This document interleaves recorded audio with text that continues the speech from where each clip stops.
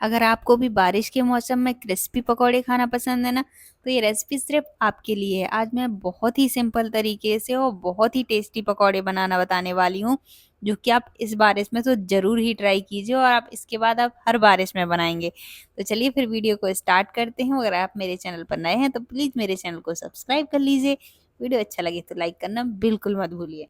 तो सबसे पहले हम चॉपिंग करेंगे। उसके लिए मैंने यहाँ पे 3 नॉर्मल साइज़ के प्याज लिए हैं, थोड़ा सी हरी मिर्च ली है, थोड़ा सा धनिया लिया है, हरा धनिया, और साथ में मैंने थोड़ी सी पालक भी ली है। अगर आपके पास पालक ना हो तो आप प्याज को थोड़ा एक्स्ट्रा कर दीजिए और बिना पालक के भी हम बना सकते हैं। तो मेरे यहाँ पे पालक थी तो मैं पालक के साथ ही हमेशा बनाती हूँ। पालक के साथ थोड़े से क्रिस्पी बनते हैं जो कि बहुत टेस्टी लगते हैं। तो अगर आपके पास है ना तो आप ज़रूर यूज़ कीजिए। इसके बाद मैंने यहाँ पे जो प्याज है उसको थोड़ा सा ज़्यादा फाइन चॉप नहीं किया था, थोड़ा सा मोटा चॉप किया था। तो आप देख सकते हैं। इसके बाद हमने जितनी भी सब्जियों को चॉप करके रखा था वो सब बेसन में ऐड कर देंगे। और यहाँ पे मैंने करीब 1 कप बेसन लिया है, क्योंकि मैं यहाँ पे 2 लोगों के लिए बना रही हूँ।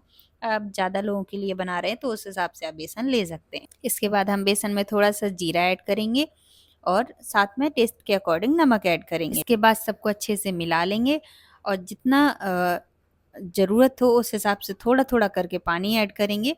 तो मैंने यहाँ पे पहले बहुत थोड़ा सा पानी ऐड किया था और इस हिसाब से इसकी कंसिस्टेंसी इस तरीके से रखना है हमें कि ज़्यादा पतला नहीं करना है और ज़्यादा थिक भी नहीं रखना है। तो यहाँ पे हमारा बेसन रेडी हो चुका है। इसके बाद मैंने यहाँ पे कढ़ाई में सरसों का तेल लिया है। आप चाहें तो रिफाइंड ऑयल भी ले सकते हैं। मैं रिफाइंड ऑयल बहुत कम यूज़ करती हूँ, इसलिए मैंने यहाँ पे सरसों का तेल लिया है। तो आप अपने हिसाब से ले सकते हैं कोई सा भी। अब तेल गर्म होने के बाद हम एक एक करके इस तरीके से बना लेंगे। आप इसकी कंसिस्टेंसी देख सकते हैं कितनी परफेक्ट है और बहुत ही इजीली बनकर तैयार हो रहे हैं। आपको बिल्कुल एक शेप के नहीं बनाना है, थोड़े टेढ़े मेढ़े से बनाते हैं ना वो ज़्यादा क्रिस्पी बनते हैं। और इस तरीके से हम एक एक करके बना लेंगे। वैसे सच कहूँ तो मैं बारिश का बहुत दिनों से वेट कर रही थी। आज ही मेरे यहाँ पे बारिश हुई, इसलिए मैंने आज ही पकौड़े बना लिए। तो अगर आपका भी बारिश को देख के सबसे पहला ख्याल पकौड़े बनाने का आता है ना, तो कमेंट में मुझे ज़रूर बताइए। तो चलिए फिर इस तरीके से हमारे पकौड़े तो बन गए। हम इनको धीरे धीरे करके पलटा लेंगे। बहुत ही हल्के हाथों से हमें पलटाना है इनको। और ये देख सकते हैं थोड़े थोड़े से गोल्डन होने शुरू हो गए हैं।